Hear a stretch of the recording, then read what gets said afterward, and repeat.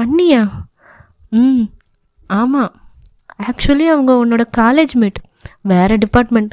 ஃபேஸ்புக்கில் நம்ம team photos எல்லாம் ஷேர் பண்ணியிருந்தேன்ல, அதில் உன்னை பார்த்துட்டு யதார்த்தமாக உன்னை பற்றி சொன்னாங்க, உன் வாழ்க்கையில் நடந்த மோசமான விஷயங்களை, பிரச்சனைகளை. ஆனால் இத்தனையும் கடந்து நீ ஜெயிச்ச விதத்தை கேட்டப்போதான் நான் ஸ்டன் ஆயிட்டேன். You are such a strong bold women என்றவன் அவளை பாராட்டி சொன்ன வார்த்தைகள் அவளை ஆச்சரியத்தில் ஆழ்த்திய அதே நேரம் அவன் தன்னுடைய கடந்த காலத்தை தவறாக புரிந்து கொள்ளவில்லை என்பது அவள் மனதிற்கு பெரும் ஆறுதலாக இருந்தது. கண்களின் ஓரம் ஈரம் கசிந்தது. அப்போது தீபா என்று அம்மாவின் குரல் அதட்டலாக ஒலிக்கவும் அவள் அவசரமாக தன் கண்களின் கண்ணீரை துடைத்து கொண்டாள். எல்லாரும் சாமி கும்பிட போயிட்டாங்க, நீங்க தனியா நின்றுட்டு என்னடி பண்ற? ஒரு முக்கியமான கால், பேசிட்டு வந்துடுறேம்மா என்றாள். லீவு நாளில் கூட என்னடி முக்கியமான காலு?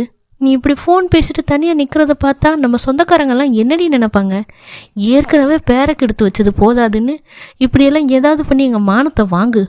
ஒழுங்கும் அந்த ஃபோனை கட் பண்ணிட்டு வா என்று அவர் பாட்டுக்கு வசை மாறி பொழிந்து விட்டு முன்னே செல்ல, சாரி சத்யா, அம்மா சாமி கும்பிட கூப்பிடுறாங்க, நான் போகணும் என்று சொல்லி கொண்டிருக்கும் போதே, இன்னுமாடி ஃபோன் பேசிட்டு நிற்கிறேன் என்று மீண்டும் ராஜேஸ்வரி திரும்பி பார்த்து அதட்ட, தோ வந்துட்டேம்மா என்று அவருக்கு பதில் கூறிக்கொண்டே, I will call you later என்று விட்டு அழைப்பை துண்டித்து அம்மாவின் பின்னே ஓடினாள்.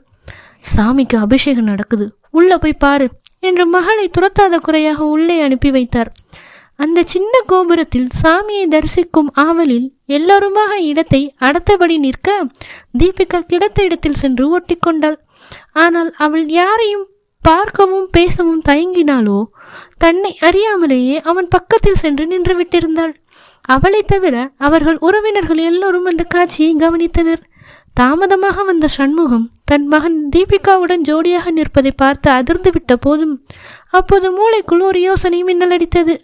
அவர் உடனே தங்கையை அருகில் அழைத்து அவர்களை காண்பித்து காதோடு காதாக பேசிய ரகசியம் அங்கிருந்த யாருக்கும் கேட்காவிட்டாலும் அவர்கள் எல்லோருக்கும் புரிந்துவிட்டது.